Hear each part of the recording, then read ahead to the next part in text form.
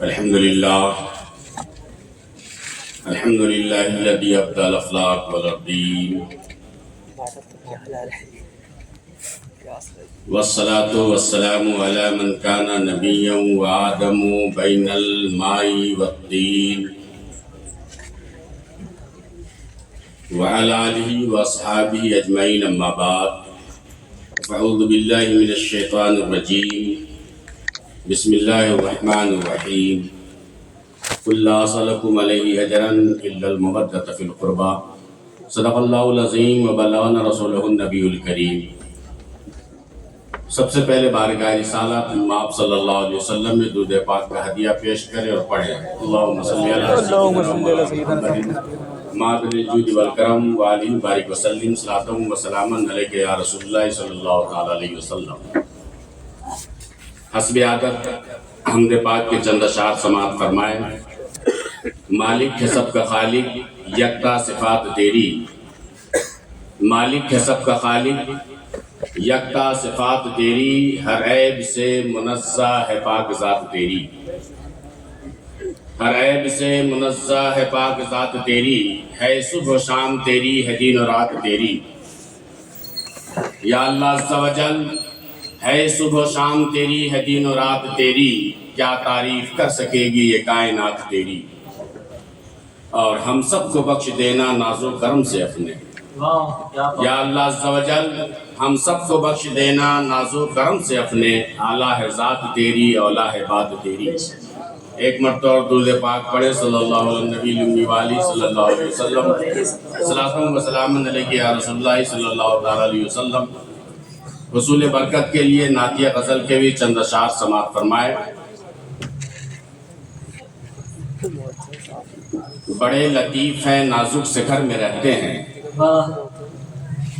بڑے لطیف ہیں نازک سے گھر میں رہتے ہیں، میرے حضور میری چشم تر میں رہتے ہیں، میرے حضور میری چشم تر میں رہتے ہیں، بلکہ یوں کہیے سب کے دل میں سب کے جگر میں رہتے ہیں، سب کے دل میں سب کے جگر میں رہتے ہیں، یہ انہی کا گھر ہے وہ اپنے گھر میں رہتے ہیں، یہ انہی کا گھر ہے وہ اپنے گھر میں رہتے ہیں، اور مقام ان کا نعرش بری نہ فرش زمین،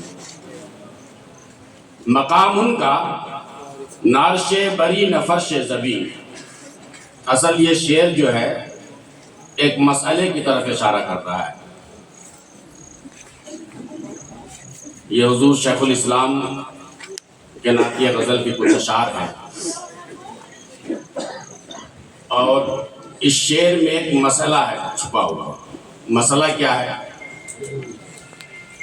کہ جب آپ گھر میں جائیں تو اگر بیوی ہے آپ کی تو آپ جا کے کیا کہیں گے؟ السلام علیکم۔ یہ نہیں کہ بیوی ہے تو یہ آپ انتظار میں رہیں کہ وہ بیوی ہے وہ مجھے سلام کرے، نہیں۔ اسلامی طریقہ یہ ہے کہ جب آپ گھر میں جائیں، چاہے بیوی ہو یا آپ کا بچہ ہو، آپ باہر سے آ رہے ہیں، آپ جو سنت طریقہ ہے وہ یہی ہے کہ آپ آنے والا سلام کریں۔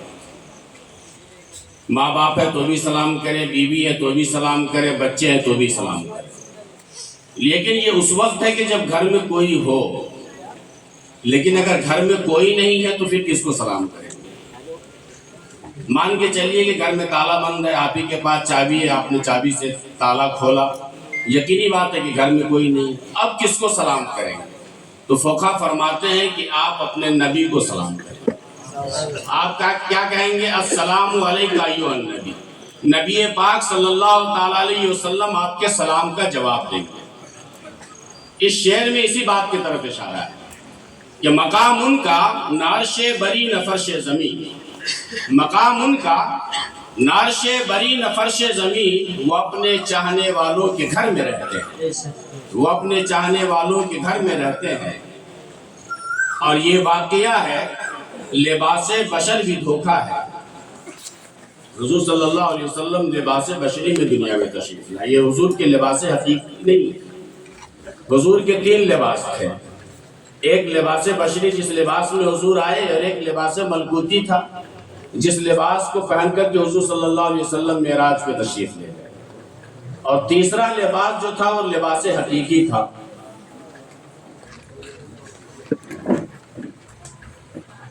تو حضور صلی اللہ علیہ وسلم کا لباس حقیقی جو ہے وہ نور ہے. اس کی بہت لمبی وضاحت ہے، میں اس کی طرف نہیں لے جاؤں گا. ایسے بھی میں مقرر نہیں ہوں، میں ایک معمولی مدرس ہوں. آپ مجھ سے علم فقہ پڑھ لے، علم صرف پڑھ لے، علم نحو پڑھ لے، علم منطق پڑھ لے، علم فلسفہ پڑھ لے، الحمدللہ جہاں سے حضرت پڑھیں انشاءاللہ میں الحمدللہ میں بھی اس مدرسے میں پڑھا ہوں، اور آج بھی میں مدرسے میں ہی پڑھا رہا ہوں. کتابیں آپ مجھ سے پڑھ سکتے ہیں، تقریر تو میں کرتا نہیں ہوں. اب آپ لوگوں نے بلا لیا تو چلیے حصول برکت کے لیے کہ تاکہ میں بھی کچھ فیض حاصل کر لوں آپ کی شخص سے، اس لیے گفتگو کرنے کے لیے بیٹھ گیا ہوں، باقی میں مقرر نہیں ہوں.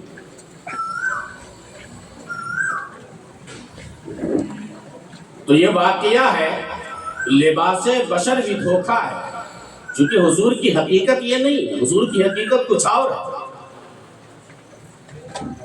حضرت محدث دہلوی علیہ رحمۃ اللہ رضوان فرماتے ہیں کہ جب اللہ تبارک و تعالیٰ نور محمدی کو پیدا کرنا چاہا اس وقت کچھ نہیں، نہ لوح، نہ قلم، نہ عرش، نہ کرسی، نہ جنت، نہ دوزخ، نہ زمین، نہ آسمان، سوائے خدا کی ذات کے کچھ نہ تھا. جب نور محمدی کو پیدا کرنا چاہا تو اللہ تبارک و تعالیٰ نے ارشاد فرمایا محمد الرسول اللہ، نور محمدی پیدا ہو گیا. اور نور محمدی جیسے ہی پیدا ہوا نور محمدی نے عرض کیا لا الہ الا اللہ. یہ نور محمدی جو ہے خدا کی وحدانیت میں گم ہو، اور یہ سلسلہ بہت دنوں تک چلتا رہا. تو حضور صلی اللہ علیہ وسلم کی حقیقت یہی ہے، جس لباس میں حضور آئے یہ لباس بشری ہے. تو یہ واقعہ ہے، لباس بشر بھی دھوکہ ہے. یہ معجزہ ہے لباس بشر میں رہتے ہیں، یہ معجزہ ہے لباس بشر میں رہتے ہیں. ایک مرتبہ درود پاک پڑھیں صلی اللہ علیہ صلی اللہ علیہ وسلم صلاۃ و سلام علیک یا رسول اللہ صلی اللہ تعالی علیہ وسلم. میں نے جس آیت کریمہ کی تلاوت کا شرف حاصل کیا اس کا ترجمہ ہے کہ اے محبوب آپ اپنی امتیوں سے فرما دیجیے کہ میں تجھ سے کوئی اجر طلب نہیں کرتا سوائے اس کے کہ اہل بیت سے محبت کرے.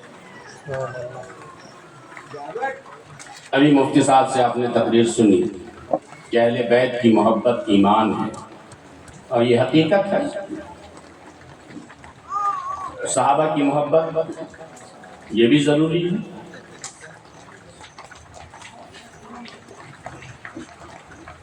اہل بیت کی محبت یہ ایمان ہے. صحابہ کرام کا زمانہ تو اب نہیں ہے، مگر اہل بیت کا زمانہ یہ تو قیامت تک رہے گا. یہی وجہ ہے کہ حضور اکرم صلی اللہ علیہ وسلم نے ارشاد فرمایا کہ تمہارے درمیان دو چیز چھوڑ کے جا رہا ہوں، ایک قرآن اور دوسرا اہل بیت. ان دونوں کو مضبوطی سے پکڑے رہو، کبھی گمراہ نہیں ہو. اب ذرا سوچئے، صحابہ کرام کی جماعت تھی، اور صحابہ کرام کی جماعت اس وقت تھی جس وقت اہل بیت کا وجود نہیں تھا. اہل بیت سے مراد آل رسول کا بھی. بھائی حضرت امام حسن حسین پیدا نہیں تھے، حضرت فاطمۃ الزہرا کی شادی نہیں ہوئی تھی، مگر کچھ مسلمان تو اس ٹائم تھے، وہ تو صحابی رسول تھے. حضور چاہتے تو قرآن کے ساتھ صحابہ رسول کو لگا دیتے، یہ فرما دیتے کہ میں تم میں دو چیز چھوڑ کے جا رہا ہوں، ایک قرآن اور ایک صحابہ کرام کی جماعت. مگر حضور نے ایسا نہیں کہا، بلکہ حضور نے فرمایا کہ میں تمہارے درمیان دو چیز چھوڑ کے جا رہا ہوں، ایک قرآن اور دوسرا اہل بیت. کیوں؟ اس لیے کہ صحابہ کرام کا زمانہ محدود ہے. حضرت ابو بکر صدیق کا زمانہ آیا، آپ کی وصال کے بعد حضرت عمر فاروق کا زمانہ آیا، حضرت عمر فاروق کے وصال کے بعد حضرت عثمان غنی کا زمانہ آیا، آپ کے وصال کے بعد حضرت علی کا زمانہ آیا. لیکن ایک وقت ایسا بھی آیا کہ صحابہ کرام کی جماعت دنیا سے رخصت ہو گئی. تو صحابہ کرام کا زمانہ ایک محدود زمانہ ہے. اسی لیے حضور اکرم صلی اللہ تعالی علیہ وسلم نے قرآن کے ساتھ ایک ایسی ذات کو لگا دیا کہ جو ذات قیامت تک رہے، اور وہ اہل بیت اطہار کی جماعت۔ اہل بیت اطہار کی جماعت یہ قیامت تک رہے گی، آپ قیامت تک اس سے فیض و برکات حاصل کرتے رہیں گے اور ان سے محبت کرتے رہیں گے ہر زمانہ میں۔ آج بھی وہی مزاج ہے لوگوں کا کہ اگر کوئی اہل بیت سے زیادہ محبت کرتے ہیں تو اس پہ رجس کا فتویٰ لگا دیتے ہیں، اور یہ پہلے بھی تھا۔ آپ حضرت امام شافعی کو دیکھ لیجئے، حضرت امام اعظم ابو حنیفہ کو دیکھ لیجئے۔ حضرت امام اعظم ابو حنیفہ حضرت علی کی تعریف زیادہ اس لیے نہیں کرتے تھے کہ وہ ڈرتے تھے کہ اس زمانے کا جو حاکم ہے کہیں ایسا نہ ہو مجھے رافضی کہتے ہیں۔ حضرت امام شافعی پہ تو رجس کا فتویٰ لگا دیا، اور حضرت امام شافعی نے یہ بھی کہا کہ اگر واقعی رافضی ہونا اہل بیت سے محبت کی دلیل ہے تو قسم خدا کی میں رافضی ہوں۔ اور اسی کو محدث اعظم ہند نے اپنے اشعار میں اس طرح کہا ہے، تشیع نام گر باشد ولائے آل مولا را، خدا داند خدا بیند منم شیعہ منم شیعہ، کہ اگر آل رسول سے محبت کی دلیل شیعہ ہونا ہے تو خدا کی قسم یہ سید زادہ شیعہ ہے۔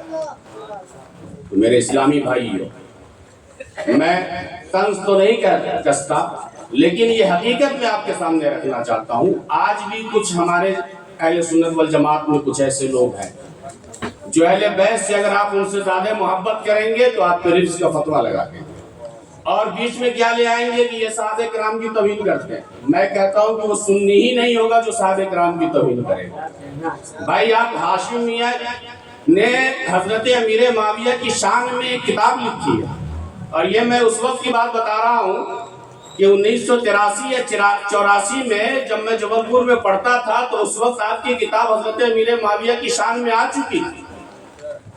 ہاں یہ ہے کہ کچھ کم علم لوگ حضرت امیر معاویہ کے بارے میں کچھ بول دیتے ہیں، مگر جو واقعی اہل سنت والجماعت سے تعلق رکھے گا وہ کسی صحابی کی توہین نہیں کرے گا، چونکہ حضور صلی اللہ علیہ وسلم نے ارشاد فرمایا اصحابی کن نجوم یہی ابتدائی تم اہتدیت، میرے صحابی یہ ستارے کے مثل ہے، تم جس کی بھی پیروی کرو گے ہدایت پالو۔ بھائی جب تک صحابہ کرام کی جماعت تھی اس وقت تو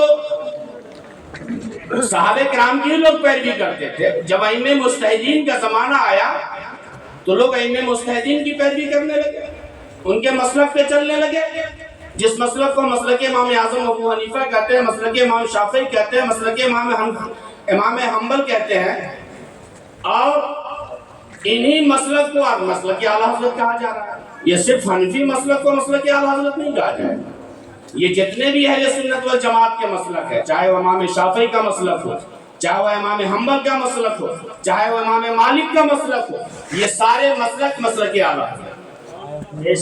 جن مسلکوں سے جو بھی اہل سنت والجماعت تعلق رکھے گا وہ سب مسلک مسلک اعلیٰ حضرت، اس چیز کو سمجھنے کی ضرورت ہے۔ تو میرے اسلامی بھائی آپ اس ذہن کی طرف نہ جائیں، لوگ فتنہ کرتے رہیں گے۔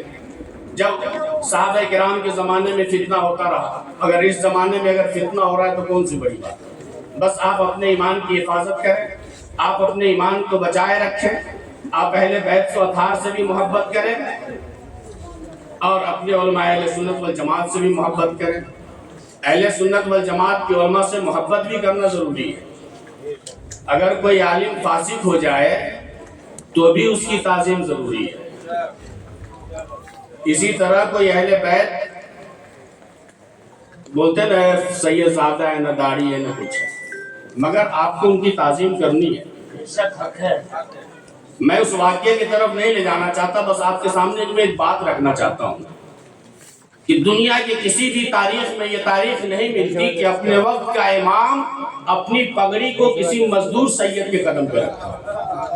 آپ صحابہ کرام کا زمانہ دیکھ لیجئے، تابعین کا زمانہ دیکھ لیجئے، تبع تابعین کا زمانہ دیکھ لیجئے، ائمہ مجتہدین کا زمانہ دیکھ لیجئے، کسی بھی تاریخ میں یہ تاریخ نہیں ملتی ہے کہ کس اپنے وقت کا امام، وہ بھی اپنے وقت کا مجدد اعظم، اپنی پگڑی کسی مزدور سید زادے کے قدم پہ رکھا ہو۔ لیکن اسی ہندوستان کی سرزمین پر جب اہل بیت سے محبت کی بات آتی ہے تو اپنے وقت کا امام احمد رضا فاضل بریلوی ایک مزدور سید کے قدم پر اپنی پگڑی اتار کر کے معافی مانگتے ہیں۔ ذرا سوچئے آپ کہ اہل بیت کی محبت کتنی ضرورت، اہل بیت کی محبت کی اہمیت کیا ہے۔ حضرت امام اعظم ابو حنیفہ کی بارگاہ میں آپ چلیے، حضرت امام اعظم ابو حنیفہ اپنی درسگاہ میں درس دے رہے ہیں، درس دیتے دیتے بار بار کھڑے ہو جا رہے ہیں، پھر بیٹھ جا رہے ہیں، پھر کھڑے ہو جا رہے ہیں، پھر بیٹھ جا رہے ہیں۔ شاگردوں نے پوچھا حضرت معاملہ کیا ہے، آپ بار بار کھڑے کیوں ہو جا رہے ہیں؟ آپ نے تو بہانہ کیا کہ نہیں سب چیزوں میں مت پڑھو، تم اپنے پڑھائی سے کام رکھو۔ جب شاگردوں کا مطالبہ ہوا تو آپ نے کیا کہا کہ فلاں یہ جو چھت سامنے دکھ رہا ہے نا، اس پہ ایک سید زادہ بار بار روم سے نکل کے باہر آ جا رہا ہے، اور وہ سید زادہ کھڑا ہے اور میں یہاں پہ بیٹھا رہوں اپنے مسند پر، یہ نعمان بن ثابت کو گوارا نہیں ہے۔ ذرا سوچئے کہ اپنے وقت کا امام، اللہ اکبر، جس امام نے خداوند قدوس کی 100 مرتبہ زیارت کی، ذرا سوچئے کہ حضرت موسیٰ خدا کی زیارت کے لیے ترستے رہے، اور حضرت امام اعظم ابو حنیفہ رسول کی امت صحابی بھی نہیں ہے اور 100 مرتبہ خداوند قدوس کا دیدار کیا۔ وہ صحابی، وہ امام اعظم ابو حنیفہ ایک سید کی تعظیم کے لیے اپنی درسگاہ میں کھڑے ہو جا رہے ہیں، اور بین ہی ایسا واقعہ اعلیٰ حضرت عظیم البرکت فاضل بریلوی کا کہ جب آپ اپنے درسگاہ میں پڑھا رہے تھے تو آپ کے سامنے ایک گھر تھا جس میں ایک چھوٹا بچہ جو ہے کھیلتے کھیلتے باہر آ جاتا تھا، وہ سید زادہ تھا۔ جب بھی وہ سید زادہ باہر آتا آپ درسگاہ میں اٹھ جاتے تھے، کھڑے ہو جاتے تھے۔ یہ انہوں نے تعظیم ہمیں سکھائی اور تربیت بھی، اللہ اکبر عظیم، اللہ اکبر۔ ذرا ملاحظہ کریں کہ جب اعلیٰ حضرت عظیم البرکت فاضل بریلوی اپنے پیر کے گھر جاتے تھے، آپ کے پیر کا وصال ہو چکا تھا، اور اس قدر اپنے پیر سے اور اپنے پیر کے بچوں سے اس قدر محبت کرتے تھے،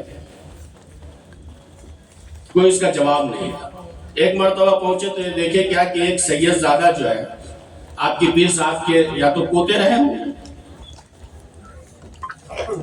وہ سونے کی انگوٹھی پہنے ہوئے تھے۔ اس زمانے کا مجھ جیسا مولوی بھی ہوتا تو فتویٰ لگا دیتا حضرت یہ ناجائز و حرام ہے، آپ یہ کیا پہنے ہوئے۔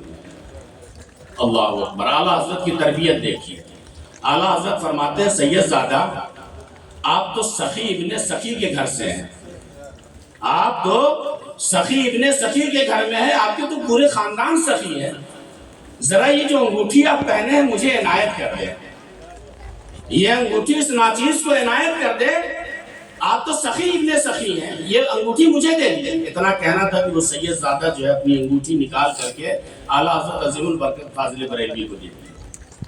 اعلیٰ حضرت عظیم البرکت فاضل بریلوی اپنے گھر جاتے ہیں، ایک چاندی کی انگوٹھی سید زادہ کے لیے بناتے ہیں، اور پھر وہی سونے کی انگوٹھی کو لے کر کے ان کے گھر آتے ہیں اور کہتے ہیں شہزادہ جو میں انگوٹھی آپ کو لے گیا تھا، یہ انگوٹھی یہ سیدہ کو دے دیں، اور یہ انگوٹھی چاندی کی لایا ہوں، اس کو آپ پہنیں۔ دیکھیے تربیت کا انداز کیا۔ اس طرح کے بہت سے واقعات۔ ایک مرتبہ اعلیٰ حضرت عظیم البرکت فاضل بریلوی پہنچے وہاں تو دیکھے کہ اس گھر میں فوٹو والی فریم لگی ہوئی تھی۔ چاہتے فتویٰ دے دیتے ہیں کہ شہزادے یہ کیا فریم لگائے ہوئے، اس میں جاندار کی تصویریں حرام ہیں، اور اس وقت غالباً شاید حضرت ابراہیم رضا، یہ کون ہے حضرت ابراہیم رضا؟ حضور تاج الشریعہ کے والد گرامی ہے۔ اور ایک بات آپ کی جانکاری کے لیے اور بتا دوں، حضرت تاج الشریعہ کے جو دادا تھے وہ اشرفی میاں علیہ الرحمہ کے خلیفہ تھے، آپ اشرفی تھے، چونکہ اس وقت یہ کینہ و بغض نہیں تھا۔ تاج الشریعہ کے جو دادا تھے وہ اشرفی تھے، وہ اشرفی میاں علیہ رحمت و رضوان کے خلیفہ تھے، تو وہ حضرت ابراہیم رضا جو ہے بار بار تصویر کی طرف دیکھتے تھے۔ ارے اعلیٰ حضرت کے تو محلے کا جو چھوٹا بچہ ہوتا تھا ان کے زمانہ میں وہ بھی فتویٰ دے دیتا تھا، اور وہ تو آپ کے شہزادے ہی تھے، آپ کے پوتے ہی تھے، وہ بار بار تصویر کی طرف دیکھتے تھے اور اعلیٰ حضرت کو دیکھتے تھے۔ اعلیٰ حضرت سمجھ گئے کہ یہ ان کو تصویر سے بڑی دقت ہے۔ اعلیٰ حضرت عظیم البرکت فاضل بریلوی نے پھر وہی کہا کہ شہزادے یہ تصویر، یہ جو فریم لگی ہے مجھے دے دو۔ بہرحال شہزادے نے فوٹو فریم سب دے دیا. پھر اعلیٰ حضرت عظیم البرکت فاضل بریلوی اس فریم کو لے کر کے گھر گئے اور اس فریم میں کسی میں گنبد خضرا، کسی میں حضرت خواجہ غریب نواز کے روضے کے فوٹو، کسی میں غوث پاک کی فوٹو، اس طرح کر کے فریم بنا کر کے لا کر کے پیش کر. ذرا سوچیے کہ تبلیغ کا کیا طریقہ تھا، تربیت کس طرح دے رہے تھے. چونکہ وہ جان رہے تھے کہ یہ سید زادہ ہے، میں ان کے دل کو نہیں دکھا سکتا. چونکہ اگر ان کے دل کو دکھا دیا اور ان کا دل دکھ گیا تو قیامت میں حضور صلی اللہ علیہ وسلم کو اپنا چہرہ کیسے دیکھا ہوگا. تو کس طرح اہل بیت سے محبت کی. اللہ اکبر. میرے اسلامی بھائیوں، اہل بیت سے محبت بہت ہی ضروری ہے، چونکہ یہ ایمان کا جز ہے. بغیر ان کی محبت کے آپ کا کوئی چارہ نہیں ہونا. ان سے محبت ضروری ہے. اہل بیت سے محبت آپ کو کرنی ہے، چاہے آپ کے گھر میں بازو میں رہتا ہو. اگر سید زادہ ہے تو آپ کو تحقیق کرنے کی ضرورت نہیں ہے کہ یہ سید ہے کہ نہیں، اس کا عمل اس کے ساتھ ہے. ارے مفتی اعظم ہند علیہ رحمۃ والرضوان کی تو یہ ذات تھی کہ اگر کسی کا نام سید ہوتا تھا تو اس کی بھی تعظیم کرتے تھے.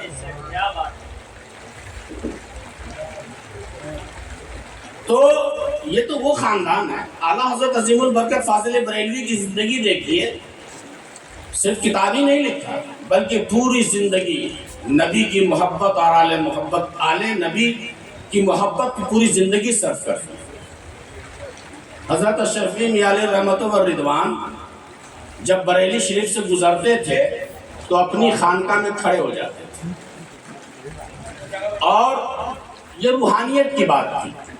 ادھر اعلیٰ حضرت عظیم البرکت فاضل بریلوی اپنی خانقاہ میں کھڑے ہوتے تھے اور ادھر ٹرین میں اشرفی میاں کھڑے ہو جاتے. اشرفی میاں سے لوگوں نے پوچھا، آپ کے مرید نے پوچھا، حضرت آپ بریلی شریف آتے ہی آپ ٹرین میں کھڑے کیوں ہو جاتے ہیں؟ کوئی ملنے تو آیا نہیں، آپ ٹرین میں کیوں کھڑے ہو جا رہے ہیں؟ تو کہا تمہیں نہیں معلوم، اعلیٰ حضرت عظیم البرکت فاضل بریلوی اپنی درسگاہ میں میری تعظیم کے لیے کھڑے ہیں. تو یہ سید زادہ جو ہے اپنے وقت کا مجدد میری تعظیم کے لیے اپنے گھر میں کھڑے ہیں، تو میں کیوں نہیں ان کی تعظیم کے لیے یہاں کھڑا ہوں؟ اعلیٰ حضرت عظیم البرکت فاضل بریلوی کی وہ ذات تھی. روحانی تعلق دونوں کا اس طرح تھا کہ جب اعلیٰ حضرت عظیم البرکت فاضل بریلوی کا وصال ہوا تو اس وقت موبائل کا زمانہ تو تھا نہیں. اشرفی میاں علیہ رحمۃ والرضوان اپنے گھر میں وضو کے لیے پانی طلب کیا. ابھی وضو کیا ہی نہیں تھے کہ آپ نے کہا کہ دیکھو دیکھو دیکھو قطب الارشاد کے جنازہ کی روح کو فرشتے لے کر کے جا رہے ہیں. قطب الارشاد کی روح کو فرشتے لے کے جا رہے ہیں. مریدوں نے پوچھا کہ حضرت یہ کون ہے؟ کہا تمہیں نہیں معلوم، اعلیٰ حضرت عظیم البرکت فاضل بریلوی مجدد اعظم کا وصال ہو چکا ہے. بریلی میں وصال ہو رہا ہے اور کچھوچا میں اشرفی میاں علیہ رحمۃ والرضوان اس چیز کو دیکھ رہے ہیں. تو اس وقت روحانی تعلق ایسا تھا. قُلْ لَا أَسْأَلُكُمْ عَلَيْهِ أَجْرًا إِلَّا الْمَوَدَّةَ فِي الْقُرْبَى. اے محبوب آپ اپنی امتیوں سے فرما دیں کہ میں تجھ سے کوئی اجر نہیں طلب کرتا سوائے اس کے کہ اہل بیت سے محبت کرے. اہل بیت کی محبت یہ ایمان کا جز ہے. تار فدا نثار ماں قدموں میں آفتاب ہے. تار فدا نثار ماں قدموں میں آفتاب ہے. یا رسول اللہ کون بھلا نہ آپ کے جلووں سے فیض یاب ہے. کیسے ہیں انبیاء میں آپ، ایسے ہیں انبیاء میں آپ، پھولوں میں جیسے خوشنما، جانے چمن گلاب ہے وما علینا.